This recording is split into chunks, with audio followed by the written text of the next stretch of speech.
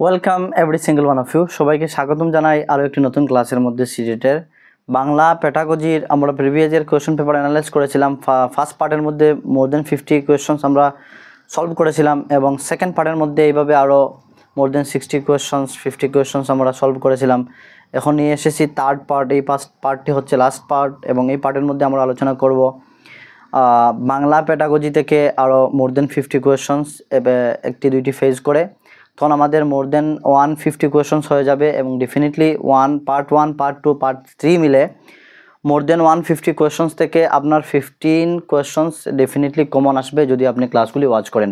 আশা করি সবাই ভালো আছেন। আজকে ক্লাসটি আমরা শুরু করি এবং যারা আপনারা আসাম রিক্রুটমেন্টের প্রিপারেশন নিচ্ছেন আপনাদেরকে বলে দিই, প্লেলিস্টে ভিডিও রয়েছে, ক্লাসেস রয়েছে, আপনারা দেখতে পারেন। 7 তারিখের পর থেকে ফ্রিকুয়েন্টলি আসাম রিক্রুটমেন্টের ক্লাস শুরু হবে, প্রতিটি সাবজেক্ট কভার করা হবে। এখন আমরা আজকে ক্লাসটি শুরু করি। আজকে ক্লাসের মধ্যে এই ফেজের মধ্যে আমরা 8-10টি কোয়েশ্চেন কভার করব, তারপরে এই ফেজ ইরেজ করে নেক্সট ফেজ নিয়ে আসবো এবং নেক্সট ফেজ করে এইভাবে আমরা মোর দেন 50 কোয়েশ্চনস কভার করব এবং প্রত্যেকটি কোয়েশ্চনসকে বুঝবেন কীভাবে এই কোয়েশ্চনটা আসতে পারে এক্সামের মধ্যে, কিন্তু একটু গুড়িয়ে আসতে পারে। সেম কোয়েশ্চনকে একটু গুড়িয়ে কীভাবে কোয়েশ্চন বানানো যেতে পারে, অথবা এই আনসার থেকে কী আনসার হতে পারে, এগুলি আমরা সাথে অ্যানালাইজ করে ডিসকাশন করে দেখব। তো প্রথম আমি যে কোয়েশ্চনটি নিয়ে এসেছি, কোয়েশ্চনটি হচ্ছে পাঠ্যপুস্তক রচিত হয়। এত ইম্পর্টেন্ট কোয়েশ্চনগুলি যেগুলি প্রিভিয়াস ইয়ার কোয়েশ্চন পেপারে ফ্রিকুয়েন্টলি এসেছে, অর্থাৎ 11 থেকে মোর দেন 33 ইয়ার্সের 33 পেপার্স আমি দেখেছি, অ্যানালাইজ করেছি। অর্থাৎ একটি বছরে 2টি করে পেপার হয়, এই জন্য অনেক সময় অনলাইনের পেপারগুলি এবং অফলাইনের পেপারগুলি প্রতিটা পেপার আমি অ্যানালাইজ করে ইম্পর্টেন্ট যেগুলি পেয়েছি এগুলি নিয়ে আপনাদের সম্মুখে এসেছি বা উপস্থিত হয়েছি। প্রথম আমাদের কোয়েশ্চনটি হচ্ছে পাঠ্যপুস্তক রচিত হয়, অর্থাৎ পাঠ্যপুস্তক বানানো হয় নির্দিষ্ট পাঠ্যক্রম অনুযায়ী। এই একটি কোয়েশ্চন। এর থেকে আরও কোয়েশ্চন হতে পারে, যেমন পাঠ্যপুস্তকের মধ্যে কারিকুলামের মধ্যে ইনক্লুড কে রয়েছেন। কারিকুলামের মধ্যে ইনক্লুড রয়েছে পাঠ্যপুস্তক, শিক্ষক, এই দুইজন কারিকুলামের মধ্যে ইনক্লুড রয়েছেন। এবং আরও বলা হয় যেমন একটি স্কুলের টিচিং প্রসেসের মধ্যে কোন বস্তুগুলি ইনক্লুড রয়েছে। তো টিচিং প্রসেসের মধ্যে ইনক্লুড রয়েছেন টিচার, স্টুডেন্টস অ্যান্ড অলসো বলতে পারেন আপনি কারিকুলাম।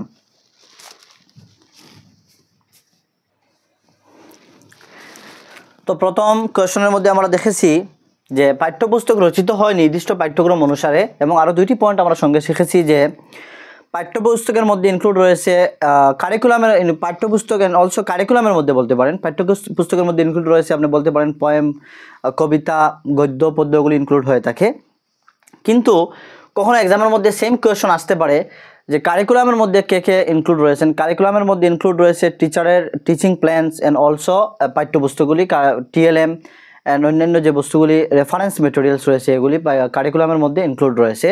এবং শিক্ষক যখন শিক্ষা দিতে যাবেন তখন উনি বিয়ন্ড দ্য টেক্সট বুক যাবেন, অর্থাৎ বিয়ন্ড দ্য কারিকুলাম যেতে পারবেন না, এই কথাটি মনে রাখবেন। এবং আরেকটি কথা হচ্ছে টিচিং লার্নিং প্রসেসটা হচ্ছে অ্যাকর্ডিং টু জন ডুই আমরা সবাই জানি ট্রাইপোলার বলতে তিনজনকে বোঝানো হয়েছে, অর্থাৎ স্টুডেন্ট, টিচার অ্যান্ড কারিকুলাম। এই 3টি পয়েন্ট মনে রাখবেন। নেক্সট কোয়েশ্চনের মধ্যে আমরা দেখব শিক্ষণ উপকরণ হিসেবে একজন শিক্ষক যাকে বেশি গুরুত্ব দেবেন তা হলো, অর্থাৎ শিক্ষণ উপকরণ হিসাবে একজন শিক্ষক যে বস্তুকে বেশি গুরুত্ব দিবেন তা কি হতে পারে। অনেকে বলতে পারেন টিএলএম, লেসন প্ল্যান, অনেক কিছু হতে পারে। কিন্তু এই জায়গার মধ্যে আমরা দেখতে পাই যে আনসার হচ্ছে শিক্ষকের নিজস্ব পাঠ পরিকল্পনা, অর্থাৎ লেসন প্ল্যান বলতে পারেন, অথবা শিক্ষক কিভাবে তিনি পাঠটি উপস্থাপন করবেন এই বিষয়ের বস্তুটা হচ্ছে আসল।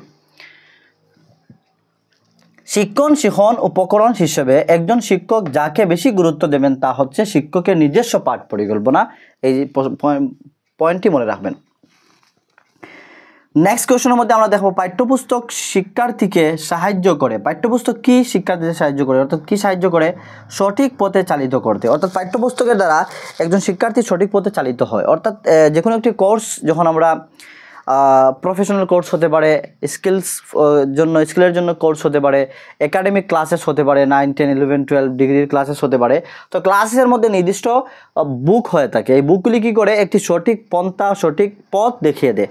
অর্থাৎ পাঠ্যপুস্তক শিক্ষার্থীকে সাহায্য করে সঠিক পথে চালিত করতে। এই পয়েন্টটি মনে রাখবেন। নেক্সট হচ্ছে বর্তমান শিক্ষা ব্যবস্থায় সবচেয়ে গ্রহণযোগ্য উপকরণ হচ্ছে কম্পিউটার। বর্তমান শিক্ষা ব্যবস্থার মধ্যে সবথেকে গ্রহণযোগ্য উপকরণ হিসাবে ইউজ করা হয় কম্পিউটার। এবং কখনো আসে যে বর্তমান শিক্ষা ব্যবস্থার মধ্যে সবথেকে রেকর্ডের জন্য, অর্থাৎ সবথেকে আপনি কি বলতে পারেন লিসেনিং ডেভেলপমেন্ট করার জন্য সবথেকে বেশি গুরুত্বপূর্ণ বা ইম্পর্টেন্ট উপকরণ হচ্ছে রেডিও। এই কথাটি মনে রাখবেন, রেডিও থেকে একটি প্রশ্ন আসে, এই প্রশ্নটি মনে রাখবেন। তারপর হচ্ছে পুস্তক কি?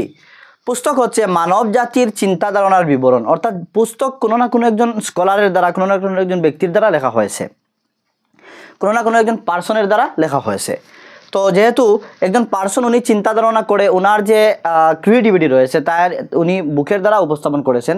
তো পুস্তক হচ্ছে বুক। আমি কেন বলি কথাগুলি, কেননা প্রশ্ন আমি সঙ্গে সঙ্গে প্রশ্নের সাথে একটু এক্সপ্লেন করার চেষ্টা করি, কারণ যখন আপনি প্র্যাকটিক্যাল লাইফের সাথে এই প্রশ্নের আনসারগুলি মনে রাখবেন, তখন এক্সামে গিয়ে যখন আপনার বুক কথা মনে আসবে, পুস্তক কি মনে আসবে, এইভাবে কোয়েশন আসবে, তখন আপনি আনসারিং করতে পারবেন। আপনার মাইন্ড থেকে ওই যে এক্সাম্পলগুলি, রেফারেন্সগুলি আমি দিয়ে থাকি, রেফারেন্স মনে আসবে, তখন রেফারেন্স দিয়ে আপনি কোয়েশনের গুড়িতে চলে যেতে পারবেন। অর্থাৎ এক্সামে যে পুস্তক কি দিয়ে আপনাকে মানব জাতির চিন্তা ধারণার বিবরণ এই আনসারটা দিবে তা নয়, আপনাকে বিভিন্ন ধরনের 4টি অপশন দিতে পারে, তার মধ্যে এই অপশনটি নাও থাকতে পারে, এই অপশনটি অন্য সিস্টেমে হয়তো উপস্থাপন করা যেতে পারে। তো আপনাকে যদি আসল বিষয়বস্তু আপনি জেনে নিন যে পুস্তক হচ্ছে মানব জাতিরা কী করে, যে বা যারা পুস্তক যেগুলি রয়েছে এগুলি হচ্ছে কোনো না কোনো একজন ব্যক্তি বা কোনো একজন পার্সনের লেখা বই। তো লেখা কি ওনারা ক্রিয়েটিভিটি উপস্থাপন করেছেন, ইন্টেলিজেন্সি ওনারা কী করেছেন, ডাইভার্জেন্ট থিঙ্কিং ওনারা প্রেজেন্টেশন করেছেন লেখে। তো কি মানুষই লিখেছে, এই জন্য মানব জাতির মস্তিষ্কের সাথে সম্পর্কযুক্ত বুক। এবং কি করে মানুষের চিন্তা ধারণা করে, যে চিন্তা ধারণার বিবর্তন রয়েছে, এই বিবর্তনের ফল হচ্ছে বুক। তারপরে হচ্ছে সংশোধনমূলক শিক্ষণের মূল উদ্দেশ্য। আমরা প্রথমে দেখেছিলাম যে সংশোধনমূলক শিক্ষণ হচ্ছে রেমিডিয়াল টিচিং। আমরা দেখেছিলাম রেমিডিয়াল টিচিংয়ের হচ্ছে একটি নিদর্শনমূলক শিক্ষণ। আর এই জায়গার মধ্যে এসেছে সংশোধনমূলক শিক্ষণের মূল উদ্দেশ্য কি। সংশোধনমূলক শিক্ষণের মূল উদ্দেশ্য আমরা দেখতে পাচ্ছি, প্রশ্ন বুঝলেই বুঝতে পারবো যে সংশোধন করা, যে কাকে সংশোধন করা, যে বা যাহারা পিছিয়ে পড়েছে ছাত্ররা, যে বা যাহারা ভালো পারফরমেন্স করতে পারেনি, অর্থাৎ তাকে ডায়াগনস্টিক টেস্ট করার পরে ছাত্রদের যে গ্যাপগুলি ধরা হয়েছে, এই গ্যাপগুলি পরিপূর্ণ করার জন্য সংশোধনমূলক টিচিং করা হয়। বা সংশোধনমূলক শিক্ষণের মূল উদ্দেশ্য হচ্ছে পিছিয়ে পড়া শিক্ষার্থীর আলাদাভাবে সাহায্য করা। অর্থাৎ যে শিক্ষার্থীরা পিছিয়ে পড়েছে, অর্থাৎ সব ছাত্রদের সাথে ভালো করে তারা কম্পারিজনলি তুলনামূলকভাবে তারা স্কিলফুল হতে পারেনি অথবা একাডেমিক পারফরমেন্স ভালো হয়নি, তখন ডায়াগনস্টিক টেস্ট নিয়ে যখন দেখা হয়েছে তাদের এই সমস্যাগুলো, তখন তাদের এই সমস্যাগুলো দূর করার জন্য সংশোধনমূলক শিক্ষা দেওয়া হয়। আর সংশোধনমূলক শিক্ষণের মূল উদ্দেশ্য হচ্ছে এই কথাটি পিছিয়ে পড়া শিক্ষার্থীদের আলাদাভাবে সাহায্য করা, এই কথাটি মনে রাখবেন। নেক্সট কোয়েশ্চন আমরা দেখব, পিছিয়ে পড়া শিক্ষার্থী চিহ্নিত হয়। যেহেতু এই জায়গায় পিছিয়ে পড়া শিক্ষার্থীর কথা এসেছে, তাই আমি এই প্রশ্নগুলি আপনাদের একটু রিলেভেন্স করে ইন্টার রিলেটেড করে নিয়ে এসেছি। এই জায়গায় পিছিয়ে পড়া শিক্ষার্থীর কথা এসেছে, তাই এই জায়গায় আমি আরেকটি প্রশ্ন নিয়ে আসলাম। প্রশ্নটি হচ্ছে পিছিয়ে পড়া শিক্ষার্থী চিহ্নিত হয় কিভাবে। আপনি কোন ছাত্ররা পিছিয়ে পড়েছে আপনি দেখবেন, এই কোন ছাত্ররা পিছিয়ে পড়েছে তা দেখা হয় পরীক্ষার ফলাফলের মাধ্যমে। অর্থাৎ ওই যে পরীক্ষাটি নেওয়া হয়, অর্থাৎ শিশুদের মধ্যে যে শিশুদের একাডেমিক পারফরমেন্স ভালো হয়েছে ভালো হয়নি, তো পরীক্ষা নেওয়ার ফলেই দেখা যেতে পারে। অর্থাৎ এই যে পরীক্ষা নেওয়া হয় তাকে বলা হয়, এই টেস্টকে বলা হয় ডায়াগনস্টিক টেস্ট। এবং টেস্ট হওয়ার পর যে ফল আসবে, ফলের মাধ্যমে একজন শিক্ষক নির্ধারণ করতে পারেন যে এই শিশুটির ভালো করে একাডেমিক পারফরমেন্স ভালো হয়েছে, অর্থাৎ তার যে যতটুকু পড়ার প্রয়োজন ছিল ততটুকু পড়তে পেরেছে, আর যার ফল ভালো হয়নি অর্থাৎ তার গ্যাপ রয়েছে, এই গ্যাপ পরিপূর্ণ করার যে রিমিডিয়াল টিচিং দেওয়া হয়, রিপ্ল্যান করে টিচিং দেওয়া হয়, তাকে বলা হয় রিমিডিয়াল টিচিং। আবারও বলে দিচ্ছি, পিছিয়ে পড়া শিক্ষার্থী চিহ্নিত হয় পরীক্ষার ফলাফলের ভিত্তিতে। নেক্সট কোয়েশ্চন হচ্ছে, কোন পদ্ধতিতে মাতৃভাষার অনুপ্রবেশ নিষিদ্ধ। দুইটি কথা মনে রাখবেন, এই জায়গা থেকে দুইটি প্রশ্ন আসতে পারে। নাম্বার 1 হচ্ছে কোন পদ্ধতিতে মাতৃভাষা ব্যবহার করা হয় না, এইভাবে আসতে পারে। যদি এইভাবে আসে কোন পদ্ধতিতে মাতৃভাষা ব্যবহার করা হয় না, তখন আপনি বলতে পারেন ওই ডাইরেক্ট মেথড। অর্থাৎ প্রত্যক্ষ পদ্ধতি রয়েছে, ডাইরেক্ট মেথড রয়েছে টিচিংয়ের। এই টিচিংয়ের ডাইরেক্ট মেথডের মধ্যে মাতৃভাষা ব্যবহার করা হয় না। মনে রাখবেন, অনুপ্রবেশ নিষিদ্ধ আর ব্যবহার করা হয় না, দুইটি আলাদা শব্দ, দুইটি আলাদা কোয়েশ্চন, দুইটি আলাদা আনসার রয়েছে। অর্থাৎ যদি এই জায়গার মধ্যে কোয়েশ্চন আসে যে কোন পদ্ধতিতে মাতৃভাষা ব্যবহার করা হয় না, কোন টিচিং পদ্ধতির মধ্যে মাতৃভাষা ব্যবহার করা হয় না, অর্থাৎ ডাইরেক্ট টিচিং মেথড রয়েছে। ডাইরেক্ট টিচিং মেথডকে বাংলাতে বলা হয় প্রত্যক্ষ পদ্ধতি।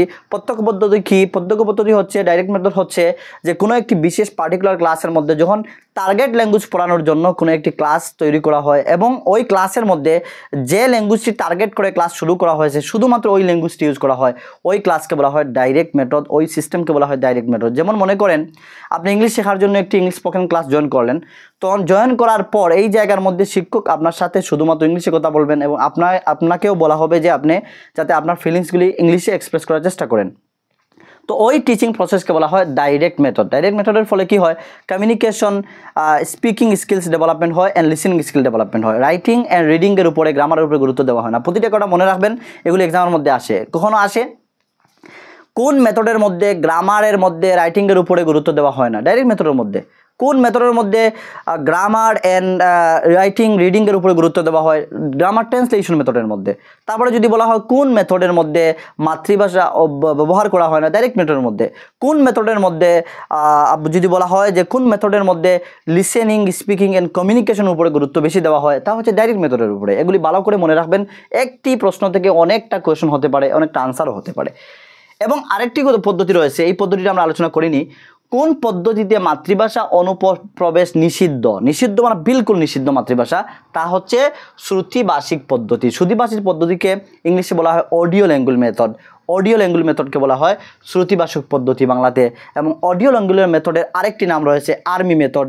এগুলি আমরা অন্যান্য ক্লাসের মধ্যে আলোচনা করেছি। আর্মি মেথড বা অডিও ল্যাঙ্গুয়েজ মেথড হচ্ছে লিমিটেড একটি ল্যাঙ্গুয়েজ, যে পার্টিকুলার একটি ক্ষেত্রের মধ্যে, পার্টিকুলার একটি প্লেসমেন্টের মধ্যে ইউজ করা হয়। আর্মি মেথড বলতে আপনারা বুঝতে পারছেন, যখন আর্মিরা অ্যাম্বুশের মধ্যে যান, আমাদের দেশের যারা রক্ষক রয়েছেন ওনারা কোনো একটি অ্যাম্বুশ হচ্ছে ইংলিশ ওয়ার্ড, যার অর্থ হচ্ছে উত পাতিয়া থাকা। অর্থাৎ যখন কি করেন, কোনো একটি টার্গেটের জন্য, কোনো একটি মিশনের জন্য ওনারা চলে যান এবং উৎপাতিয়া বসেন, অর্থাৎ তাকে ইংলিশে বলা হয় অ্যাম্বুশ। তো অ্যাম্বুশ করার জন্য যখন যান, এই যাওয়ার পরে ওনারা একটি পার্টিকুলার ল্যাঙ্গুয়েজ ইউজ করে থাকেন, ওনাদেরকে ট্রেন করা হয়, অর্থাৎ পার্টিকুলার ক্ষেত্রের মধ্যে ইউজ করার জন্য ট্রেন করা হয়। ওনারা ABCD অনেকটা লেটার ইউজ করে ল্যাঙ্গুয়েজটি ইউজ করেন। ওনাদের সহপাঠী যারা, ওনারাই বুঝতে পারবে, অন্য কেউ এই ল্যাঙ্গুয়েজটি বুঝতে পারবে না। এই জন্য একটি পার্টিকুলার কোড ইউজ করে ল্যাঙ্গুয়েজ ইউজ করা হয়। এই ল্যাঙ্গুয়েজকে বলা হয় army language and also audio language method. And audio ল্যাঙ্গুয়েজের মধ্যে মেথডটি হচ্ছে লিমিটেড, সব জায়গায় ইউজ করা হয় না, তা হচ্ছে তার criticism. And audio language method হচ্ছে আর্মিদের জন্য বা পার্টিকুলার এরিয়ার জন্য, বা আপনি আমি মিলে, আমার ফ্রেন্ড সার্কেলে মিলে আমরা ব্যবহার করতে পারি। অনেক সময় কী করা হয়, স্কুলের মধ্যে দেখেন অনেক ফ্রেন্ডসরা জোকিং করে করে নাম্বার দিয়ে, গণিতের নাম্বার দিয়ে অনেকটা ল্যাঙ্গুয়েজ তৈরি করে নেয়, যে আমি যদি এই সংখ্যাটা বলি তুমি বুঝে নিও আমি কথাটি বলেছি, যদি ওই সংখ্যাটি বলি তো বুঝে নিও ওই কথাটি বলেছি। এই মেথডকে বলা হয় অডিও ল্যাঙ্গুয়েজ মেথড অথবা আর্মি মেথড, মনে রাখবেন। তো কোন পদ্ধতিতে মাতৃভাষার অনুপ্রবেশ নিষিদ্ধ? তা হচ্ছে শ্রুতিভাষিক পদ্ধতি। অডিও ল্যাঙ্গুয়েজ মেথড হতে পারে, আর্মি মেথড, সেম কথা। অডিও ল্যাঙ্গুয়েজ মেথড, আর্মি মেথডও বলা হয়। তারপরে হচ্ছে যদি বলা হয় কোন পদ্ধতিতে মাতৃভাষার অনুপ্রবেশ বা মাতৃভাষা ব্যবহার করা হয় না, তা হচ্ছে প্রত্যক্ষ পদ্ধতি বা ডাইরেক্ট মেথড। নেক্সট কোয়েশ্চন আমরা দেখি, ভাষা শিক্ষা সহজেই আয়ত্ত করা যায় যদি, কোন সময় ভাষা শিক্ষা সহজে আয়ত্ত করা যায়? যদি শিশুদের জীবনের মূল্যবোধ ও লক্ষ্যে পৌঁছাতে সাহায্য করে। যদি ওই ভাষাটা, ওই শিক্ষাটা শিশুর জীবনের মূল্যবোধ, আমরা জানি মূল্যবোধ শিক্ষা, এবং তার জীবনের লক্ষ্যে পৌঁছাতে সাহায্য করে, তখন সে কি করতে পারবে? সহজে আয়ত্ত করতে পারবে। এই কথা থেকে বুঝতে পারছি আমরা যে আমরা পূর্বে দেখেছি ল্যাঙ্গুয়েজ তখনও অ্যাকোয়ার হয়, ল্যাঙ্গুয়েজ তখনও অ্যাচিভমেন্ট করা যায়, তখন মোটিভেশন আসে। আর এই জায়গার মধ্যে এই সেন্টেন্সের মধ্যে মোটিভেশন রয়েছে। অর্থাৎ যদি শিশুদের জীবনের মূল্যবোধ অ্যাচিভমেন্ট করতে আমরা সবাই স্ট্রাগল করছি, লাইফ ইজ এ স্ট্রাগল, তো আমরা স্ট্রাগল করছি জীবনের মধ্যে, তো স্ট্রাগল করছি মিনস মূল্যবোধ পাওয়ার জন্য, জীবনের মধ্যে লক্ষ্যে পৌঁছানোর জন্য আমরা করছি, অর্থাৎ আমাদের মধ্যে মোটিভেশন রয়েছে। এই আলটিমেট এই কথাটির অর্থই হচ্ছে মোটিভেশন, অর্থাৎ মোটিভেশনের দ্বারা ল্যাঙ্গুয়েজ ভালো করে শেখা হয় অথবা আয়ত্ত করা যায় সহজে। যদি মোটিভেশনই না থাকে তখন আপনি ফ্রান্স ল্যাঙ্গুয়েজ শিখতে যাবেন না, চাইনিজ ল্যাঙ্গুয়েজ শিখতে যাবেন না। যখন আপনি দেখবেন যে আপনার একটি পার্টিকুলার ক্ষেত্রের মধ্যে আপনি কী করতে পারলেন, আপনি চাইনিজ ল্যাঙ্গুয়েজ ইউজ করে, ফ্রান্স ল্যাঙ্গুয়েজ ইউজ করে আপনার একটি প্ল্যাটফর্ম তৈরি করতে পারবেন। অনেক জায়গার মধ্যে আপনারা দেখতে পারেন ট্যুরিস্টরা কী করে ঘুরতে আসে, ট্যুরিস্টরা যখন ঘুরতে আসে তো ফ্রান্স থেকে যদি আসে আপনি দিল্লিতে চলে যান, এই জায়গায় বসে বসে আপনি ইনকাম করতে পারবেন। যদি আপনি ফ্রান্স ল্যাঙ্গুয়েজ জানেন, আপনি কী করবেন, ওদের সাথে ফ্রান্স ল্যাঙ্গুয়েজে কমিউনিকেট করবেন, বুঝিয়ে দিবেন এই জায়গাটি হচ্ছে লাল কেল্লা, এই হচ্ছে কুতুব মিনার, কে তৈরি করেছিল, কখন তৈরি করেছিল, বাস এরকম অনেকটা ইনকাম করা যেতে পারে। ইংলিশ জানেন, চলে যান, কোনো অসুবিধা নেই। আপনি ভেরিয়াস প্লেসমেন্ট রয়েছে, গড়ে বসে হবে না, বিভিন্ন জায়গায় চলে যাবেন, করতে পারবেন। তারপর নেক্সট আমরা কোয়েশন দেখি। মানুষের চিন্তা ও সক্রিয় যোগাযোগের লিখন যোগাযোগ, মানুষের চিন্তা এবং সক্রিয় যোগাযোগ কি যোগাযোগ, দুইটি অপশন দিয়েছে কোয়েশনের মধ্যে। লিখন কথন, লিখন মানে লেখা, কথন মানে কথা বলা, এই দুইটি কথার দ্বারা কি মুখ্য যোগাযোগ সূত্র হলো, কোন দ্বারা যোগাযোগ সূত্র কাকে বলে, ব্যাকরণগত গঠন শৈলী। মনে রাখবেন কথাটি, মানুষের চিন্তা ও সক্রিয় যোগাযোগের চিন্তা লেখন কথন মুখ্য যোগাযোগ সূত্র হলো ব্যাকরণের গঠনশৈলী বা ব্যাকরণগত গঠনশৈলী। তারপরে নেক্সট কোয়েশন আমরা দেখি।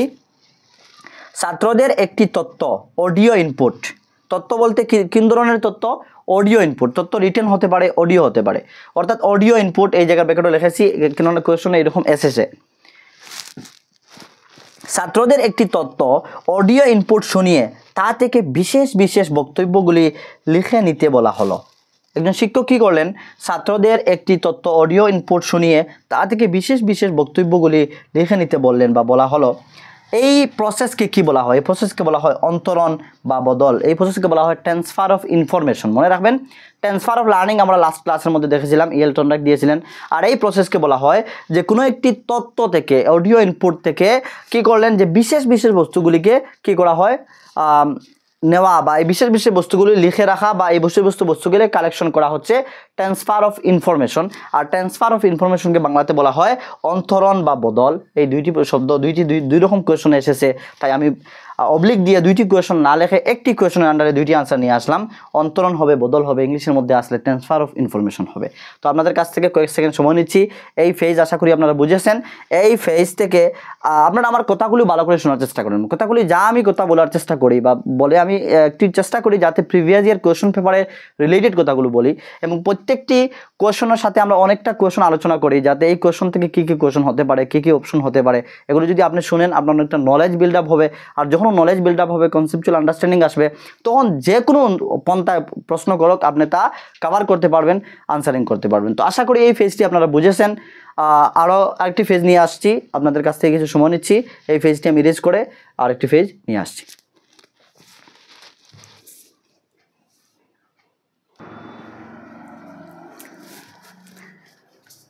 আপনাদের সম্মুখে আরেকটি ক্লাস নিয়ে আসলাম, আরেকটি ফেজ নিয়ে আসলাম। এই ফেজের মধ্যে আমরা 12 থেকে 13টি কোয়েশন কভার করব এবং সঙ্গে দেখব, বুঝে শুনে বোঝার চেষ্টা করব, প্রশ্নটি বুঝবো। অনেক সময় প্রশ্নের থেকে এক প্রশ্ন থেকে অনেকটা প্রশ্ন তৈরি হতে পারে এবং সঙ্গে আনসার কী কী হতে পারে, অনেকটা আনসারও হতে পারে, এগুলি আমরা বুঝবো। লাস্ট ক্লাসের মধ্যে, লাস্ট ফেজের মধ্যে আমরা যে প্রশ্ন বুঝি বলেছিলাম, এইভাবে আমরা দেখব। উংলিয়া ইউं सब पर उठाया ना करे, उंगलियां यूं सब पर उठाया ना करे, खर्च करने से पहले कमाया करे, ज़िंदगी क्या है खुद ही समझ जाओगे, ज़िंदगी क्या है खुद ही समझ जाओगे, बारिशों में पतंगे उड़ाया करे। আজকে আমরা এই ফেজটি শুরু করি। ফার্স্ট কোয়েশনটি আমি নিয়ে এসেছি। সানডে এক্সাম রয়েছে, তো আপনারা সময় নষ্ট না করে ক্লাস কন্টিনিউয়াসলি দেখবেন। এখন যদি একটি প্রশ্ন আপনার মাইন্ডে চলে আসে এবং এই প্রশ্ন যদি হুবহু এক্সামে আসে, তখন আপনারা আফসোস করবেন যে যদি ক্লাসটি আমরা দেখতাম তাহলে আজকে ক্লাসে গিয়ে আমরা অ্যাটেন্ড করতে পারতাম ফুল কনফিডেন্সের সাথে। তো প্রথম প্রশ্নে নিয়ে এসেছি, পড়ানোর বিভিন্ন রীতির মধ্যে একটি রীতি হলো, এইগুলি হচ্ছে পেডাগজি, বাংলা, ইংলিশ, যে কোনো আপনি ভাষা নেন, ফার্স্ট ল্যাঙ্গুয়েজ, সেকেন্ড ল্যাঙ্গুয়েজ, দুটো ল্যাঙ্গুয়েজে কাজে আসবে। পড়ানোর বিভিন্ন রীতির মধ্যে একটি রীতি হলো মুদ্রণ সঞ্চালিত রীতি। মনে রাখবেন, মুদ্রণ সঞ্চালিত রীতিকে বলা হয় ইংলিশের মধ্যে প্রিন্ট ওরিয়েন্টেড প্রিন্সিপাল। মনে রাখবেন, প্রিন্ট ওরিয়েন্টেড প্রিন্সিপাল ইংলিশের মধ্যে যদি আসে, এই কোয়েশনটি হবে যে পড়ানোর বিভিন্ন রীতির মধ্যে একটি রীতি হলো মুদ্রণ সঞ্চালিত রীতি, বাংলাতে হবে, ইংলিশের মধ্যে হবে প্রিন্ট ওরিয়েন্টেড প্রিন্সিপাল। অর্থাৎ এই কোয়েশনটি ইংলিশের মধ্যেও এসেছে। তারপরে নেক্সট কোয়েশনের মধ্যে আমরা দেখব, যা বলা হলো শিক্ষার্থীকে তা নিজের ভাষায় বলতে বলা। অর্থাৎ যখন শিক্ষক কিছু কথা বললেন, বলার পর কি করলো, শিক্ষার্থীকে বলা হলো যে তোমরা নিজের ভাষায় নিজে থেকে কথাগুলি বলো, তখন তাকে বলা হয় সংক্ষিপ্তীকরণ। সংক্ষিপ্তীকরণ বলা হয়। অর্থাৎ শিক্ষক বুঝিয়ে দিলেন, তারপর বললেন তুমি আমাকে বোঝাও, বা এই পয়েন্টটিকে কি রয়েছে তা আমাকে বোঝাও, তা হচ্ছে সংক্ষিপ্তীকরণ। ভালো করে বুঝবেন।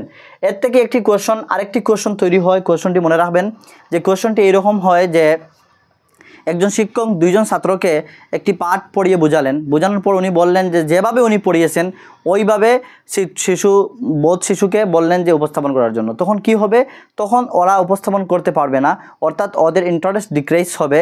কেননা ডিফারেন্স রয়েছে এবং পিপলের মধ্যে, because of development rate and অন্যান্য পয়েন্ট ইন্টারেস্ট রয়েছে। বিভিন্ন দিক থেকে একটি শিশু অন্যরকম বুঝতে পারে, অন্য শিশু অন্যরকম বুঝতে পারে, তাদের উপস্থাপনও সমান হবে না, অর্থাৎ ডিফারেন্স হবে। এই পয়েন্টটিও মনে রাখবেন। তারপর হচ্ছে একটি আনুষ্ঠানিক অভিযোগপত্রের কোন অংশে অভিযোগের সংক্ষিপ্ত বর্ণনা রাখা হয়। এগুলি হচ্ছে ফ্যাকচুয়াল প্রশ্ন, একদম ডাইরেক্টলি এক্সামের মধ্যে আসে। আপনারা এই পয়েন্টগুলি মনে রাখবেন। একটি আনুষ্ঠানিক অভিযোগপত্রের কোন অংশে অভিযোগের সংক্ষিপ্ত বর্ণনা রাখা হয়, তা হচ্ছে সম্বোধনের পর এবং সমাপ্তিসূচক অংশের আগে বা পূর্বে। দেখেন, একটি আনুষ্ঠানিক অভিযোগপত্রের কোন অংশে অভিযোগের সংক্ষিপ্ত বর্ণনা রাখা হয়, তা হচ্ছে সম্বোধনের পর এবং সমাপ্তিসূচক অংশের পূর্বে বা আগে। তারপর আরেকটি আমরা কোয়েশন দেখি। কোনো পাঠে একটি শব্দের মান বলতে বুঝি। কোনো পাঠের মধ্যে একটি শব্দের মান কি? ইংলিশের মধ্যে প্রশ্নটি আসে। ইংলিশ ল্যাঙ্গুয়েজ যদি আপনার সেকেন্ড ল্যাঙ্গুয়েজ হয়ে থাকে আপনারা দেখতে পারেন উর্দুর মধ্যেও আসে, হিন্দির মধ্যেও আসে। অর্থাৎ এই প্রশ্নটি যদি চলে আসে বাংলার মধ্যেও আসে, ইংলিশের মধ্যে চলে আসে। কখনো কি হয়, বাংলা ইংলিশে অনেকটা ট্রান্সলেট করে ওরা দিয়ে দেয় সিটেটের মধ্যে। তো দেখতে পারেন অনেকটা প্রশ্ন রয়েছে যে একই ইয়ারের মধ্যে ফার্স্ট ল্যাঙ্গুয়েজেও এসেছে, সেকেন্ড ল্যাঙ্গুয়েজেও এসেছে। তো এগুলো যদি দুইবার এসে চলে আসে এই প্রশ্নটিতে, এই প্রশ্নটি আপনার এক কোয়েশন শিখে ডাবল মার্কস নিয়ে আসবে এক্সামে। তো প্রশ্নটি হচ্ছে, বুঝতে হবে ইংলিশে কিভাবে আসবে। কোনো পাঠে একটি শব্দের ভ্যালু বলতে, শব্দের ভ্যালু মানে ভ্যালু শব্দের অর্থ মিন্স হচ্ছে, শব্দের মান হচ্ছে ভ্যালু। তো ইংলিশের মধ্যে কি হবে, ওয়ার্ড ভ্যালু মিন্স কি? ওয়ার্ড ভ্যালু মিন্স হচ্ছে, আপনারা মনে রাখবেন, শব্দটির সংশ্লিষ্ট প্রসঙ্গভিত্তিক তাৎপর্য। শব্দটির সংশ্লিষ্ট প্রসঙ্গভিত্তিক তাৎপর্য হচ্ছে ওয়ার্ডের মান বা ওয়ার্ডের ভ্যালু। আবার বলে দিচ্ছি, কোনো পাঠে একটি শব্দের মান বলতে বুঝি শব্দটির সংশ্লিষ্ট প্রসঙ্গভিত্তিক তাৎপর্য। তারপরে এই সেম প্রশ্ন আরেক জায়গায় এসেছে, আমি নিয়ে এসেছি, দেখবেন কিভাবে একটু গুড়িয়ে দিয়েছে। তারপর নেক্সট কোয়েশ্চন হচ্ছে প্রাকপঠন। প্রাকপঠন মিন্স কি? Pre reading. এগুলি হচ্ছে ইংলিশের মধ্যেও এই প্রশ্নটাও আসে। প্রি রিডিং কি? প্রি রিডিং মানে হচ্ছে শ্রবণ উচ্চারণগত পদ্ধতি। প্রি রিডিং কোন ধরনের পদ্ধতি? শ্রবণ উচ্চারণগত পদ্ধতি। অর্থাৎ আপনি যদি বলেন phonological awareness process, phonological awareness পঠন, যে জায়গার মধ্যে ফোনোলজিক্যাল অ্যাওয়ারনেস আসবে এই জায়গায় মনে রাখবেন রিলেটেড টু পঠন অর লিসেনিং হতে পারে। তো বুঝে শুনে আনসারিং করবেন। তো এই জায়গার মধ্যে দেখেন প্রাক পঠন মানে হচ্ছে শ্রবণ উচ্চারণগত পদ্ধতি। এই প্রাক পঠনকে বলা হয় শ্রবণ উচ্চারণগত পদ্ধতি। নেক্সট কোয়েশ্চন হচ্ছে পড়ার সময় একত্রীকরণ দক্ষতা হচ্ছে। এগুলি প্রত্যেকটি কোয়েশ্চন বহুত ল্যাঙ্গুয়েজের মধ্যে আসে, ল্যাঙ্গুয়েজ 1 ল্যাঙ্গুয়েজ 2 এর মধ্যে আসে। অর্থাৎ আপনার ল্যাঙ্গুয়েজ 1 বাঙালি হবে, ল্যাঙ্গুয়েজ 2 হিন্দি হতে পারে, আসামিস হতে পারে, তারপরে উর্দু হতে পারে, ইংলিশ হতে পারে, যে কোনো ল্যাঙ্গুয়েজ হোক না কেন এই কোয়েশ্চনসগুলি প্রত্যেকটা ল্যাঙ্গুয়েজের মধ্যে আসে। আপনারা দেখতে পারেন প্রিভিয়াস ইয়ার কোয়েশ্চন পেপার উঠিয়ে। তো এই কোয়েশ্চনের মধ্যে দেখেন পড়ার সময় একত্রীকরণ অর্থাৎ ইন্টিগ্রেশন মিন্স কি? এক্সামে আসে ইংলিশের মধ্যে। পড়ার সময় একত্রীকরণ দক্ষতা হচ্ছে নোট তৈরি করা। মনে রাখবেন, নোট তৈরি করা একটি বস্তু, নোট নেওয়া আরেকটি বস্তু।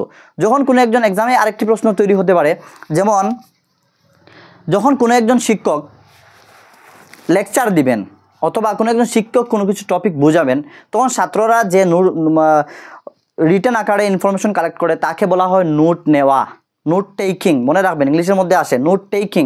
আর নোট মেকিং হচ্ছে যখন একটি শিশু নিজে পড়বে, পড়ার সময় কোনো একটি বস্তুকে একত্রিত করবে, ইনফরমেশন কালেক্ট করবে, তাকে বলা হয় নোট মেকিং। ভালো করে বুঝেন। তারপর আরেকটি প্রশ্ন আসে, একটি শিশু পড়ার সময় তার বুকের সাইডে দিয়ে অনেকটি শব্দ লিখে রাখে বা বুকের সাইডে দিয়ে শব্দের মিনিং লিখে রাখে, তা নোট টেকিং হবে নাকি নোট মেকিং হবে? তা হচ্ছে নোট মেকিং। এই পয়েন্টটি মনে রাখবেন। আবারও বলে দিচ্ছি, পড়ার সময় একত্রীকরণ দক্ষতা হচ্ছে নোট তৈরি করা, নোট মেকিং। তারপরে নেক্সট কোয়েশ্চন হচ্ছে মূল্যায়নের মানদণ্ড হচ্ছে। মূল্যায়নের মানদণ্ড কি? মূল্যায়ন মানে এভালুয়েশনের মানদণ্ড কি?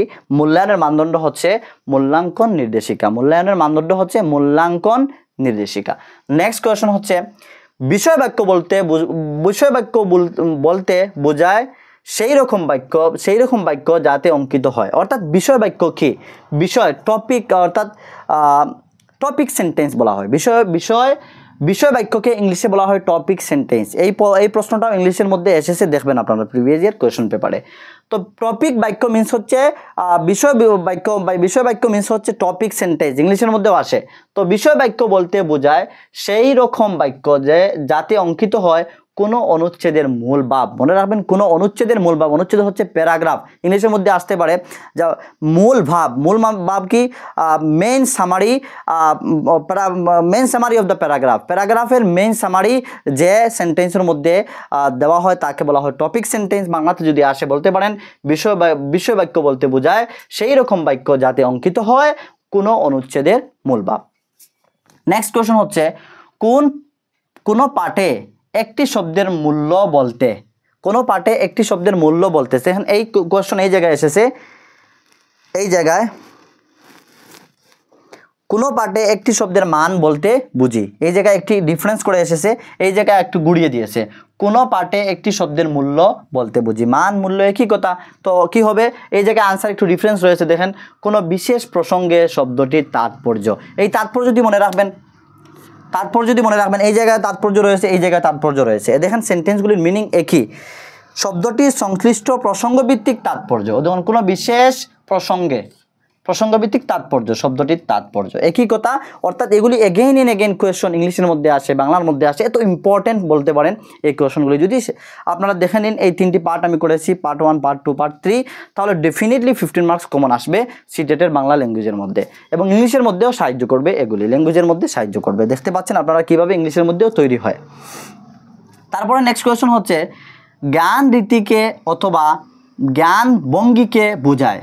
জ্ঞান রীতি বা জ্ঞান ভঙ্গিকে কি বোঝায়? অর্থাৎ জ্ঞান রীতি বা জ্ঞান ভঙ্গিকে বোঝা হয় সর্বাত্মক বা বিশ্লেষণাত্মক। সর্বাত্মককে ইংলিশে বলা হয় হলিস্টিক, অ্যান্ড বিশ্লেষণাত্মক হচ্ছে বিশ্লেষণ অ্যানালাইজ হবে। বিশ্লেষণ মিন্স হবে অ্যানালাইজ, অর্থাৎ হলিস্টিক অ্যানালাইজ বোঝায়। জ্ঞান রীতিকে অথবা আমি এই জায়গায় দিয়েছি, অবলিক দিয়েছি, দেখতে পাচ্ছেন আপনারা। জ্ঞান রীতিকে অথবা জ্ঞান ভঙ্গিকে বোঝায় সর্বাত্মক অথবা বিশ্লেষণাত্মক। তারপর কোয়েশ্চন হচ্ছে মাতৃভাষা কেন্দ্রিক বহুভাষী বা ভাষাবাদ কি? মাতৃভাষা কেন্দ্রিক বহু ভাষাবাদ কি? এত ইম্পর্টেন্ট প্রশ্ন, বারবার কোয়েশ্চন এসেছে। মাতৃভাষা কেন্দ্রিক বহু ভাষাবাদ কি? প্রথমে মাতৃভাষা শেখা এবং তারপর আরও ভাষা যুক্ত করা। অর্থাৎ এই কোয়েশ্চন 2-3 রকম আসতে পারে। কখনো আসে মাতৃভাষার দ্বারা অন্য ভাষা শেখা, বা মাতৃভাষার মাধ্যমে সেকেন্ড ল্যাঙ্গুয়েজ শেখা কি? প্রশ্নটি হতে পারে। তখন আনসার হবে যে মাতৃভাষার মাধ্যমে সেকেন্ড ল্যাঙ্গুয়েজ শেখার অর্থ হচ্ছে মাতৃভাষার পাশাপাশি মাতৃভাষাকে ইউজ করে অন্য একটি ভাষা আয়ত্ত করা। অর্থাৎ এইভাবেও আসতে পারে কোয়েশ্চন, আমি দেখেছি প্রিভিয়াস ইয়ারে, যে মাতৃভাষা অন্য একটি ভাষা কালেক্ট করতে, অন্য একটি ভাষাকে গ্যাদার করতে, অন্য একটি ভাষা অ্যাচিভ করতে, অর্জন করতে সাহায্য করে। এইভাবেও অপশন থাকে, এবং এইভাবেও থাকে যে মাতৃভাষার সাহায্যে অন্য একটি ভাষা শেখা, অথবা মাতৃভাষার পাশাপাশি আরও একটি ল্যাঙ্গুয়েজ শেখা। এই 3টি অপশন মনে রাখবেন, কারেক্ট অপশন। আরও একটি অপশন আমরা এই জায়গায় পেলাম যে মাতৃভাষা কেন্দ্রিক বহু ভাষাবাদ কি? প্রশ্ন একটু ঘুরিয়ে দিয়েছে, আনসার হচ্ছে প্রথমে মাতৃভাষা শেখা এবং তারপর আরও ভাষা যুক্ত করা। নেক্সট কোয়েশ্চন হচ্ছে বলার সময় যথাযথ উচ্চারণে সঠিক ক্রমে সঠিক শব্দের ব্যবহার হলো। বলার সময় সঠিক সময়ে সঠিক জায়গা সঠিক শব্দ উচ্চারণ করা হচ্ছে বলার স্টাইল। মেকানিক্স অফ স্পিকিং, ইংলিশের মধ্যে এই প্রশ্নটি আসে। মেকানিক্স অফ স্পিকিংয়ের মেকানিক্স বলা হয় তাকে, স্পিকিংয়ের স্টাইল বলা হয়, অথবা আমরা দেখেছি এই জায়গার মধ্যে বলার পদ্ধতি, বলার স্পিকিং স্টাইল আসতে পারে ইংলিশের মধ্যে, অথবা মেকানিক্স অফ স্পিকিংও আসে, অথবা বাংলাতে মধ্যে আসলে বলবেন বলার পদ্ধতি। ভালো করে বুঝেন, এই প্রত্যেকটি প্রশ্ন previous year question paper both language 1 language 2 এর মধ্যে এসেছে। বলার সময় যথাযথ উচ্চারণে সঠিক ক্রমে সঠিক শব্দের ব্যবহার হলো বলার পদ্ধতি, বা ইংলিশে বলবেন মেকানিক্স অফ স্পিকিং। এই জায়গা থেকে আরেকটি কথা মনে রাখবেন, পয়েন্টটি হচ্ছে যে একটি পয়েন্ট মনে এসেছিল যে বলার সময় যথাযথ উচ্চারণ সঠিক ক্রমে। আচ্ছা, একজন সঠিক স্পিকার কাকে বলবেন আপনি? এক্সামের মধ্যে আসে একজন ভালো বক্তা কাকে বলবেন? যে short and to the point speak করে। অর্থাৎ একজন ভালো বক্তা আপনি ওই ব্যক্তিকে বলবেন বা ওই টিচারকে আপনি ভালো বক্তা বলতে পারেন যে short and to the point কথা বলে। Short and to the point ইংলিশের একটি প্রশ্ন, বাংলার মধ্যেও আসে, ল্যাঙ্গুয়েজের মধ্যে, এই পয়েন্টটিও মনে রাখবেন। তারপর হচ্ছে এই জায়গা থেকে আরেকটি প্রশ্ন মনে আসলো, মনে রাখবেন অ্যারিস্টটল বলে একজন থিওরিস্ট রয়েছেন, উনি বলেছিলেন যে যখন একজন ব্যক্তি সঠিক জায়গায় সঠিক সময়ে সঠিক মাত্রায় সঠিক ক্রমে সঠিক মানুষের উপরে সঠিক পরিমাণে তার ইমোশনাল আউটবাস্ট করবে অথবা ইমোশন এক্সপ্রেস করবে, ওই ইমোশনাল এক্সপ্রেসকে বলা হয় ইমোশনাল ইন্টেলিজেন্সি। মনে রাখবেন অ্যারিস্টটল বলেছেন। নেক্সট আরেকটি কোয়েশ্চন আমরা দেখি, কবিতা পড়ানোর সময় কোনটি বিষয় সবচেয়ে গুরুত্বপূর্ণ? বিষয় আমি জায়গায় একটু শর্ট লিখেছি, ব দিয়ে রসিকার দিয়েছি। কবিতা পড়ানোর সময় কোনটি বিষয় সবচেয়ে গুরুত্বপূর্ণ? এই জায়গা থেকে 2-3টি প্রশ্ন আসে, 2-3টি প্রশ্ন তৈরি হতে পারে, 2-3টি আনসার হতে পারে, এগুলি আমরা দেখি কি হতে পারে। কবিতা পড়ানোর সময় কোনটি বিষয় সবচেয়ে গুরুত্বপূর্ণ? তা হচ্ছে কবিতার একের বেশি অর্থ হয়। নাম্বার 1 আনসার আমরা পেলাম যে কবিতার একের বেশি অর্থ হয়। তারপরে এক্সামে আরেক রকম কোয়েশন এসেছে, আপনারা দেখবেন প্রিভিয়াস ইয়ারে, যে কবিতা বুঝতে হলে প্রয়োজন, কবিতার অর্থ বুঝতে হলে অথবা কবিতা বুঝতে হলে প্রয়োজন হচ্ছে, দুইটা মনে রাখবেন আনসারগুলি, যে কবিতা বুঝতে হলে প্রয়োজন হচ্ছে মানে মেধার প্রয়োজন রয়েছে এবং ইন্টেলিজেন্সের প্রয়োজন রয়েছে এবং একের বেশি ঊর্ধ্বে অর্থ বোঝার ক্যাপাসিটির প্রয়োজন রয়েছে। এগুলি হচ্ছে কবিতা থেকে 2টি প্রশ্ন তৈরি হয়েছে, প্রিভিয়াস ইয়ারে এসেছে, এগুলি থেকে আমরা ডিসকাশন করলাম। তো এই ফেজ থেকে আমরা রিটেন আকারে প্রায় 13 কোয়েশনস আমরা কভার করেছি, কিন্তু সঙ্গে আরও প্রত্যেকটি কোয়েশনের সাথে সাথে একটি করে কভার করেছি, অর্থাৎ 13 × 2 আমরা করলে 26 কোয়েশন এই ফেজ থেকে আমরা কভার করেছি। আমি আরেকটি ফেজ নিয়ে আপনাদের সম্মুখে এসেছি, মেবি এই ফেজটি লাস্ট হবে, এই ফেজের পর আমাদের ক্লাস ক্লিয়ার হয়ে যাবে, বাংলার সম্পূর্ণ 150+ আমরা কোয়েশন কভার করব, যেগুলি সলভ করব বুঝে শুনে এক্সামে গিয়ে আপনারা অ্যাটেন্ড করতে পারবেন।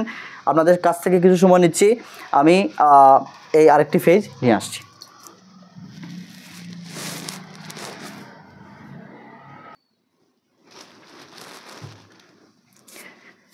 এই ফেজের মধ্যে আরও প্রায় 10+ কোয়েশন নিয়ে আসলাম। এই ফেজের মধ্যে আমরা আরও 10টির অধিক কোয়েশনস দেখব, যেগুলি কীভাবে এক্সামের মধ্যে এসেছে এবং কীভাবে আসার সম্ভাবনা রয়েছে, বা প্রশ্ন যদি চেঞ্জ করে আসে তাহলে কিভাবে আসবে, এগুলি আমরা দেখব, বোঝার চেষ্টা করব। নাম্বার 1 কোয়েশন আমি নিয়ে এসেছি, ভারতবর্ষে কতগুলি পরিভাষা আছে? পরিভাষা আমরা জানি ভারতবর্ষের মধ্যে 4টি রয়েছে, একটি ডাইরেক্ট কোয়েশন, এগুলি ডাইরেক্টলি কোয়েশন আসে। তো মনে রাখবেন ভারতবর্ষের মধ্যে কতগুলি পরিভাষা আছে, তা হচ্ছে 4টি পরিভাষা রয়েছে।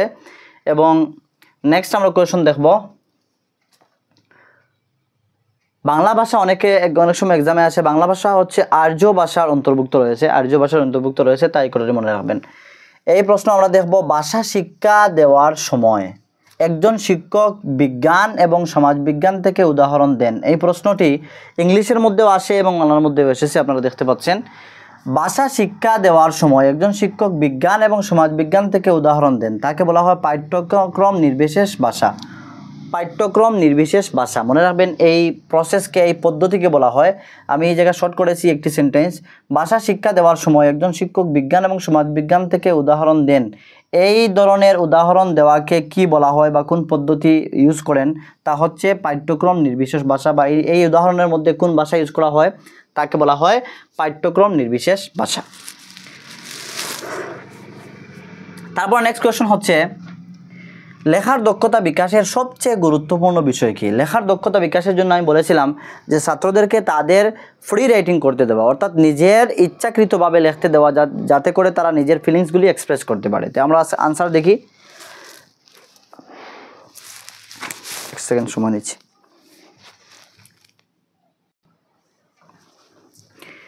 অর্থাৎ আমরা দেখেছি ভাষা শিক্ষা দেওয়ার সময় একজন শিক্ষক বিজ্ঞান এবং সমাজবিজ্ঞান থেকে উদাহরণ দেন, এই ধরনের পদ্ধতি বা এই ভাষা ব্যবহারকে বলা হয় পাঠ্যক্রম নির্বিশেষ ভাষা।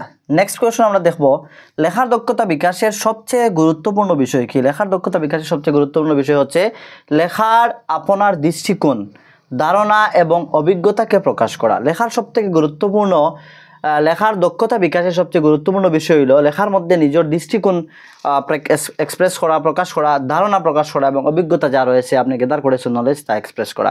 এই জায়গার মধ্যে কোয়েশন অন্যরকম তৈরি হতে পারে। যেমন আপনাকে যদি এক্সামের মধ্যে আসে যে একজন শিক্ষক এজ এ টিচার হিসাবে অথবা একজন প্রাইমারি স্কুলের শিক্ষক হিসাবে আপনি ছাত্রদের কিভাবে লেখার দক্ষতা বিকাশ করবেন, তখন বলবেন তাদেরকে তাদের ফ্রি রাইটিং করতে দিয়ে, অর্থাৎ তাদের যে মনের আভ্যন্তরীণ তাদের মাহফিজ জমির, উর্দুর মধ্যে একটি প্রশ্ন দেখেছিলাম, মাহফিজ জমিরকে লিখতে দেওয়া, অর্থাৎ তার মাহফিজ জমিরকে এক্সপ্রেস করতে দেওয়া, অর্থাৎ তার মাইন্ডের মধ্যে তার ভিতরে যে ফিলিংস রয়েছে তাকে তার হ্যান্ডরাইটিংয়ের দ্বারা এক্সপ্রেস করতে দেওয়ার যখন দেওয়া হবে তখন তার লেখার দক্ষতা বিকাশ হবে।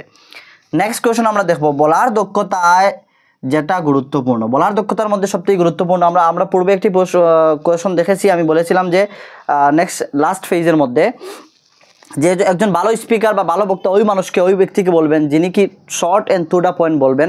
এবং আরেকটি আমরা বৈশিষ্ট্য দেখি, বলার দক্ষতা যেটি গুরুত্বপূর্ণ, বলার দক্ষতার মধ্যে যে কথাটি গুরুত্বপূর্ণ তা হচ্ছে বিষয় এবং অবস্থা অনুযায়ী বলা, বিষয় এবং অবস্থা অনুযায়ী বলা। অর্থাৎ একজন ভালো স্পিকার বা বলার দক্ষতা বলবেন, একজন ভালো বক্তা বলতে পারবেন যিনি কি বিষয় এবং অবস্থা অনুযায়ী বলেন।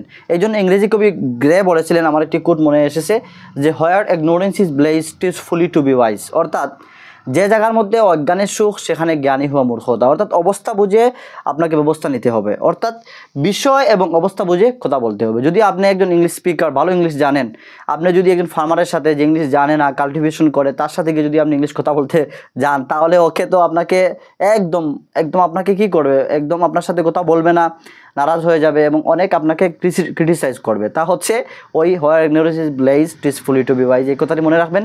হোয়ার অজ্ঞানের সুখ সেখানে জ্ঞানী হওয়া মূর্খতা, অর্থাৎ অবস্থা বুঝে ব্যবস্থা করা, আমরা একটি কথা বাংলা প্রবাদ আমরা জানি। তারপর হচ্ছে স্বরভঙ্গি হলো, স্বরভঙ্গি কি, স্বরভঙ্গি হলো কি? সুরের উচ্চতার মাত্রার ভিন্নতা। মনে রাখবেন সুর হচ্ছে পিচ, সুরের ইংলিশের মধ্যে এই প্রশ্নটি আসে, পিচ এর হাই লেভেলকে বলা হয় স্বরভঙ্গি। অর্থাৎ স্বরভঙ্গি হলো সুরের উচ্চতার মাত্রার ভিন্নতা। তারপর নেক্সট কোয়েশন হচ্ছে ভাষা শিক্ষায় শ্রব্য দৃশ্য সামগ্রী বলেন তো কি, কমেন্টে বলতে পারেন। শ্রব্য দৃশ্য সামগ্রী হচ্ছে অডিও ভিজুয়াল এইড। আমরা জানি টিএলএম হিসাবে আমরা অনেকটা এইড মিনস হচ্ছে উপকরণ, সামগ্রী বলতে পারেন, এইড মিনস হচ্ছে সাহায্যকারী বলতে পারেন। তো অনেক সময় আমরা এইড শব্দটি ইংলিশ একটি শব্দ যার অর্থ হচ্ছে সাহায্য করা, অ্যাসিস্ট সাহায্য করা, হেল্প সাহায্য করা, অনেকটি শব্দ রয়। তো শ্রব্য দৃশ্য সামগ্রী হচ্ছে অডিও ভিজুয়াল এইড, ইংলিশের মধ্যে আসে এবং এই ভাষার ক্লাসের মধ্যেও আসে। মনে রাখবেন 3-4টি এইড রয়েছে যেগুলি আমরা টিএলএম হিসাবে ইউজ করে থাকি। যেমন নাম্বার 1 হচ্ছে অডিও এইড। অডিও হচ্ছে যেমন অডিও এইড কী হতে পারে, যেমন কোনো কিছু রেকর্ডিং করে শোনালেন, রেডিও সবথেকে ভালো। অডিও এইডের জন্য সবথেকে গুরুত্বপূর্ণ বিষয় হচ্ছে রেডিও, সবথেকে গুরুত্বপূর্ণ যে উপকরণটা হচ্ছে রেডিও। সেকেন্ড হচ্ছে অডিও ভিজুয়াল এইড, অর্থাৎ যেটার দ্বারা কী করা যায়, অডিও শোনা যায়, লিসেনিং করা যায় এবং দেখাও যায়, অডিও ভিজুয়াল বলা হয়। অডিও ভিজুয়াল বলতে পারেন আপনি ক্লাস ওয়াচ করছেন, তা হচ্ছে অডিও ভিজুয়াল। অর্থাৎ আপনার মোবাইল ফোন হচ্ছে অডিও ভিজুয়াল, টেলিভিশন হচ্ছে, কম্পিউটার হচ্ছে, যে জায়গার মধ্যে অডিও অ্যান্ড দৃশ্য দুটোটা একসাথে দেখা যায় তা হচ্ছে অডিও ভিজুয়াল। তারপরে আরও রয়েছে যেমন অডিও ভিজুয়াল, তারপরে হচ্ছে টাচ অ্যান্ড ফিল করে যেগুলো ইউজ করা হয়, অর্থাৎ শুধু দেখা যায়, যেমন চার্ট রয়েছে, বিভিন্ন আমরা টিএলএম ইউজ করে থাকি, টিচিং লার্নিং ম্যাটেরিয়াল ইউজ করে থাকি, শুধু দেখা যায়, টাচ ফিল করে দেখা যায়, এগুলি এরকমের অনেকটা প্রকার রয়েছে টিএলএমের, এগুলি মনে রাখবেন। তারপরে হচ্ছে সঠিক উচ্চারণ হচ্ছে ভাষার ব্যাকরণ শিক্ষা। সঠিক উচ্চারণ মিন্স হচ্ছে যখন ভাষার ব্যাকরণ শিখবেন তখন সঠিক উচ্চারণ আসবে। অর্থাৎ এই কোয়েশনটি এই জায়গার সঙ্গে নয়, সুরের উচ্চতার মাত্রা হচ্ছে এই কোয়েশনের সাথে এই কোয়েশনটি, এটি হচ্ছে আলাদা একটি কোয়েশন, বা মিস্টেকলি আমি এই কোয়েশনে চলে গিয়েছিলাম। এই কোয়েশনে আমরা রয়েছি। এই কোয়েশন হচ্ছে ভাষা শিক্ষায় শ্রব্য দৃশ্য সামগ্রী যে কারণে উপযোগী তা হলো। অর্থাৎ কোয়েশন থেকে অন্য দিকে ডাইভার্ট হয়ে গিয়েছিলাম। অর্থাৎ ভাষা শিক্ষার মধ্যে অডিও ভিজুয়াল এইড ইউজ করা হয় যে কারণে, তা হচ্ছে শিশুদের সঠিক উচ্চারণ ডেভেলপমেন্ট করার জন্য, অর্থাৎ প্রনাউন্সিয়েশন ডেভেলপমেন্ট করার জন্য অডিও ভিজুয়াল এইড ইউজ করা হয়। অর্থাৎ অডিও দিয়ে লিসেনিং স্কিল ডেভেলপমেন্ট করা হয়, লিসেনিং স্কিল ডেভেলপমেন্ট করা হয়, অর্থাৎ শ্রুতি দক্ষতা ডেভেলপমেন্ট করা হয় অডিওর দ্বারা। অডিও ভিজুয়ালের দ্বারা তাদের উচ্চারণ অর্থাৎ প্রনাউন্সিয়েশন ঠিক করা হয়। এবং আরও রয়েছে যেমন স্পিকিং, অনেক সময় স্পিকিং ডেভেলপমেন্ট করা হয় জাস্ট ভিজুয়াল এইড দিয়ে, যেমন ভিজুয়াল এইড হতে পারে, চার্ট হতে পারে, বিভিন্নতা হতে পারে। একজন শিশুকে আপনি একটি পিকচার দেখালেন, অর্থাৎ ভিজুয়াল এইড, পিকচার হচ্ছে ভিজুয়াল এইড। আপনি একজন শিশুকে কি করলেন, একটি চার্ট দেখালেন অথবা একটি বিষয়বস্তু দেখালেন, একটি গাছের চিত্র দেখালেন, দেখিয়ে বললেন তা হচ্ছে একটি ভিজুয়াল এইড, যে এই ভিজুয়াল এইডটি দেখে তুমি এই গাছ সম্পর্কে বলো। যখন শিশুটি কী করবে, এই গাছ সম্পর্কে বলতে যাবে, অর্থাৎ যখন বলবে তখন তার স্পিকিং স্কিলস ডেভেলপমেন্ট হবে। তারপর কোয়েশন হচ্ছে ভাষার ব্যাকরণ শিক্ষা। ভাষার ব্যাকরণ শিক্ষা কি? ভাষার ব্যাকরণ হচ্ছে যথাযথ উন্নতিতে সাহায্য করে, যথাযথ উন্নতিতে সাহায্য করে। ভাষার ব্যাকরণ শিক্ষা ভাষার যথাযথ উন্নতিতে সাহায্য করে।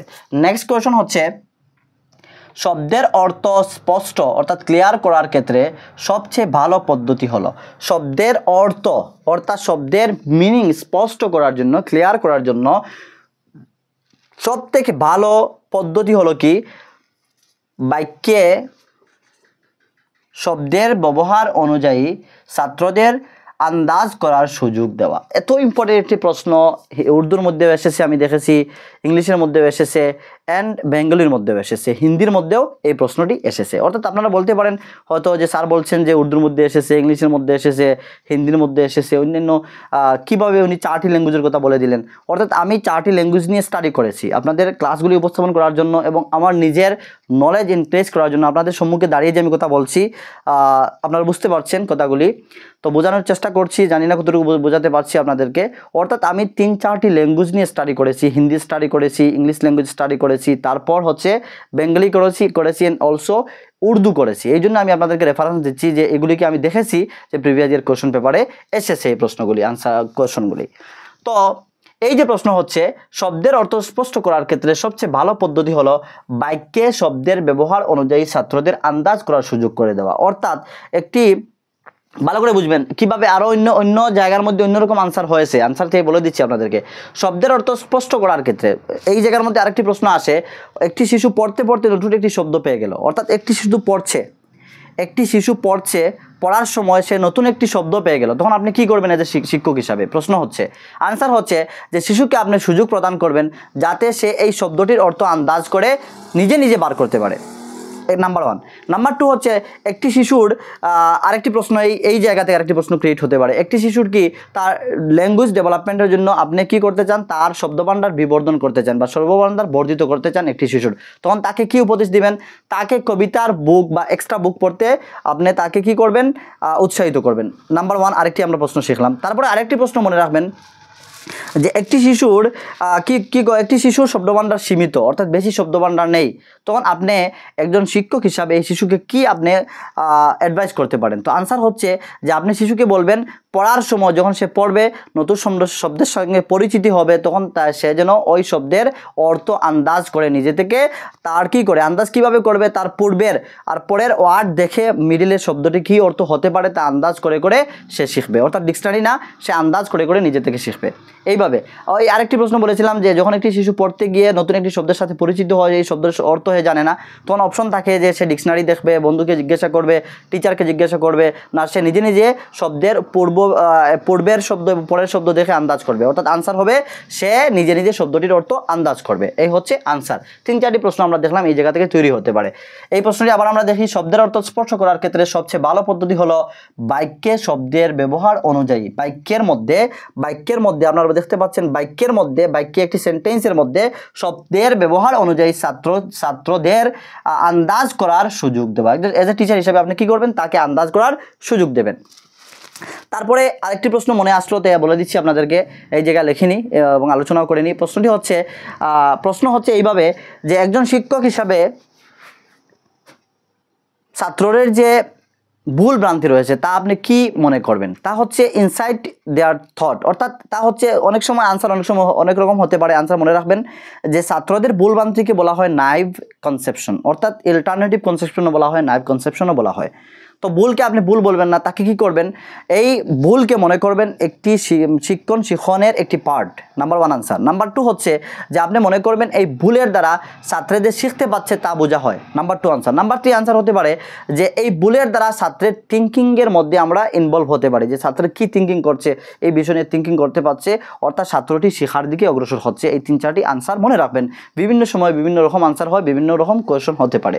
তারপর হচ্ছে আরেকটি প্রশ্ন আমরা দেখি, ক্লাসে পাঠ্য বিষয় চিত্রলেখ অর্থাৎ গ্রাফিক্স, পাঠ্য বিষয় মিনস হচ্ছে আমরা জানি বুক বা বলতে পারেন, বুক বলতে পারেন, সাবজেক্ট বলতে পারেন। পাঠ্য বিষয় অর্থাৎ বুক, চিত্রলেখ মিনস গ্রাফিক্স, তারপরে চলচ্চিত্র মিনস হচ্ছে অ্যানিমেশন, এবং ধ্বনির একীকরণ। ধ্বনির একীকরণ কোন বিষয়ে সর্বাপেক্ষা গ্রহণযোগ্য? এই জায়গায় আমি শর্ট লিখেছি, গ্রহ লেখে নিয়েছি, এই জায়গায় এরকম জায়গা নেই। তো গ্রহণযোগ্য, আবারও বলে দিচ্ছি, প্রশ্নটি ভালো করে বুঝবেন। ক্লাসে পাঠ্য বিষয় চিত্রলেখ, চলচ্চিত্র এবং ধ্বনির একীকরণ কোন বিষয়ে সর্বাপেক্ষা গ্রহণযোগ্য? আনসার হচ্ছে বহুধা মাধ্যম। বহুধা মাধ্যম হচ্ছে মাল্টিমিডিয়া। আমি সাথে লিখেছি, মনে রাখবেন, মাল্টিমিডিয়াকে বাংলাতে বলা হয় বহুধা মাধ্যম। অনেকে অনেক ইংলিশ জানেন কিন্তু আপনি সেম শব্দটির বাংলা জানেন না, হতে পারে, তো মনে রাখবেন মাল্টিমিডিয়া হচ্ছে বহুধা মাধ্যম। তারপরে আরেকটি প্রশ্ন মনে আসলো, বলে দিই আপনাদেরকে। আরেকটি প্রশ্ন হচ্ছে, যেমন অনেক সময় বলা হয় যে ল্যাঙ্গুয়েজের ক্ষেত্রে যে একটি এলাকার মধ্যে, একটি রিজিয়নের মধ্যে যে ভাষাটি বলা হয় তা কোন ধরনের ভাষা? তা হচ্ছে একটি উপভাষা। মনে রাখবেন, উপভাষা তাকে বলা হয় উপভাষা। উর্দুতে বলা হয়, উর্দুর মধ্যে আমি দেখেছি এই জায়গায় একটি প্রশ্ন এসেছিল, সেম প্রশ্ন, তাকে বলা হয় বুলি। জবান এবং বুলি, জবান হচ্ছে ল্যাঙ্গুয়েজ, জবানের ওয়াইডলি ইউজ করা হয়, এবং বুলি হচ্ছে সামাজি হয়ে থাকে, অর্থাৎ একটি রিলিজন হয়ে থাকে, রিলিজনের মধ্যে ইউজ করা হয়, তাকে বাংলাতে বলা হয় উপভাষা। মনে রাখবেন। তারপর হচ্ছে পাঠ্য বিষয়ের বিশ্লেষণের, পাঠ বিশ্লেষণের, এই জায়গায় একটু যে হয়েছে, পাঠ বিশ্লেষণের সময় একজন শিক্ষার্থী কী করবেন? অর্থাৎ পাঠ যখন বিশ্লেষণ করবেন, পাঠকে যখন বোঝাতে যাবেন, বিশ্লেষণ করে নিজে বুঝতে যাবেন, বা আরেক অন্য ছাত্রদেরকে বোঝাতে যাবেন, বা শিক্ষককে আনসার দিতে যাবেন, তখন একজন শিক্ষার্থী কী করবেন?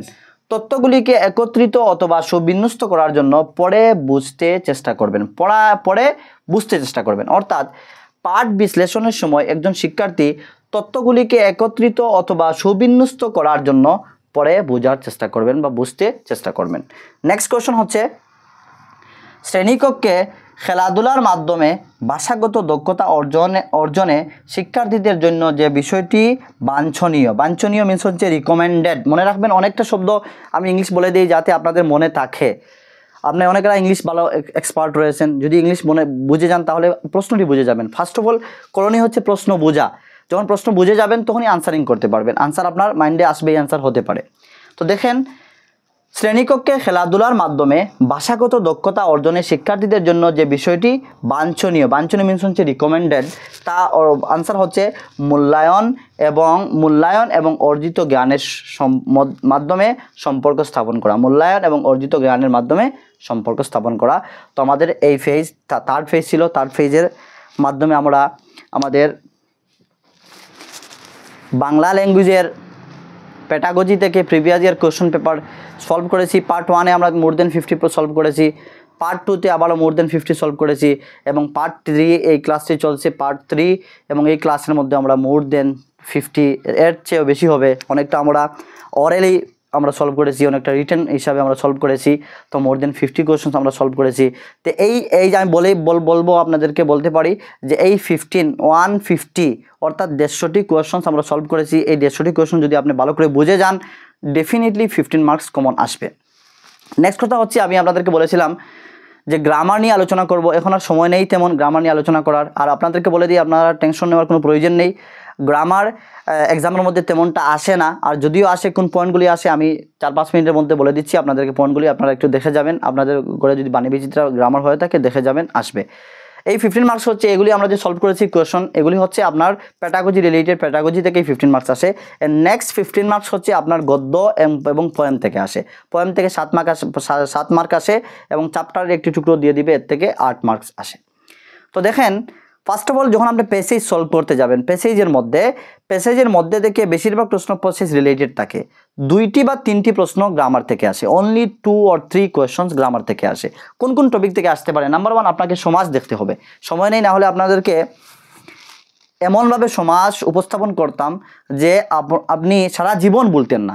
নেক্সট সেশনে চেষ্টা করবো ইনশাল্লাহ প্রত্যেকটা সাবজেক্টের একদম টপিক ওয়াইজ প্রত্যেক টপিককে সলভ করার জন্য। তো আপনাকে ফার্স্ট অফ অল দেখতে হবে সমাস, তারপরে কারক দেখতে হবে, কারক বিভক্তি একসাথে দেখবেন। তারপরে রয়েছে ক্রিয়ার পদ রয়েছে, ক্রিয়া দেখবেন। তারপরে পদ রয়েছে, এগুলি দেখে যাবেন এবং বিপরীত শব্দগুলি আপনি অটোমেটিকলি পারবেন। আর অনেক সময় অনেক হার্ড শব্দ আসে যেগুলি আপনি যদি অনেকটা স্টাডি করেও যান তারপরে এগুলি মানে আনসার করতে পারবেন না। একটি কোয়েশ্চন এইভাবে আসে বাংলা প্যাসেজের মধ্যে। তো আশা করি বাংলা গ্রামারের মধ্যে আপনাদের ডাউট থাকবে না, কোনো কনফিউজ নেই, কোনো ডাউট নেই, একদম ফুল কনফিডেন্স নিয়ে আপনি বসতে পারবেন যদি আপনি আমার প্রথম থেকে এখন পর্যন্ত ক্লাস দেখে থাকেন। অর্থাৎ আমি আপনাদের মাদার টাং, আমাদের সবার মাদার টাং হয়েছে বেঙ্গলি দিয়ে আপনাদেরকে আমি বুঝিয়েছি প্যাডাগজিগুলি। তো এই সেশনের জন্য আমাদের এই ক্লাসটি হচ্ছে লাস্ট ক্লাস, এবং নেক্সট সেশন যদি আমি ভালো থাকি সুস্থ থাকি নেক্সট সেশনের মধ্যে আপনাদের মধ্যে চলে আসব এবং আপনাদের জন্য প্রত্যেকটি সাবজেক্টকে সিডিপি, ইভিএস, তারপর হচ্ছে ইংলিশ, বেঙ্গলি, ম্যাথস, এই সেশনে ম্যাথস আমি করিনি, অর্থাৎ ম্যাথসও নেক্সট সেশনের মধ্যে করাবো। ম্যাথস কী কী হতে পারে, প্লেস ভ্যালু দেখে যাবেন, ফেস ভ্যালু দেখে যাবেন, তারপরে বাইনারি নাম্বার দেখে যাবেন, এগুলি আলোচনা করব নেক্সট সেশনে। অথবা এই সেশন চলে গেলেই আমাদের আসাম ডাইরেক্ট রিক্রুটমেন্ট অর্থাৎ 3rd গ্রেড 4th গ্রেডের ক্লাস শুরু হবে 7 তারিখের পর থেকে। 7 তারিখের পর থেকে আমরা ম্যাথস করব, রিজনিং করব, তারপরে টোটালি মাতৃভাষায় হবে। তার মাতৃভাষায় যদি রিজনিং বোঝেন অনেক আসানে বুঝতে পারবেন, ম্যাথস বোঝেন অনেক ভালো করে বুঝতে পারবেন। তারপরে অলরেডি আসাম ডাইরেক্ট রিক্রুটমেন্টের জন্য এসএসটি অ্যান্ড জেনারেল নলেজ চলছে, তারপরে আমরা এগুলি কভার করব, ইংলিশ কভার করব, ইংলিশ গ্রামার থেকে আমরা স্টাডি করব। তো এগুলি আমাদের 7 তারিখের পর থেকে ক্লাস স্টার্ট হবে। আর আজকের জন্য এতটুকু আমাদের ক্লাস হয়েছে। আপনি যদি নতুন এসে থাকেন আমি আপনাকে বলবো যে আপনি আমার চ্যানেলটি সাবস্ক্রাইব করেন, যদি ভালো লাগে সাবস্ক্রাইব করে রাখেন, যখন আমি ক্লাস আপলোড করব আপনারা পেয়ে যাবেন। এবং যদি ভালো লাগে লাইক করবেন, শেয়ার করবেন, এন্ড কমেন্টে আপনার একটি ছোট্ট কমেন্ট রেখে যাবেন।